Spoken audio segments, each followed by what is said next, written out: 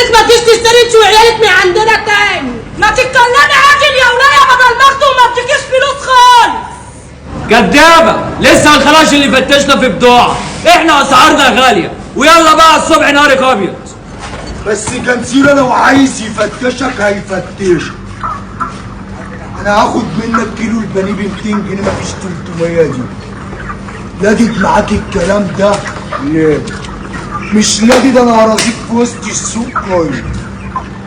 يا اخويا جنزيره عيب الكلام ده شغل وعرض وطلب، وانا ببيع بالزياده عشان اكسب. مش جاي معايا الكلام ده.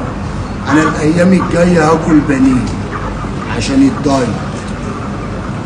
بعد ما بطل دايت يبقى بيها ب 300 من النهارده.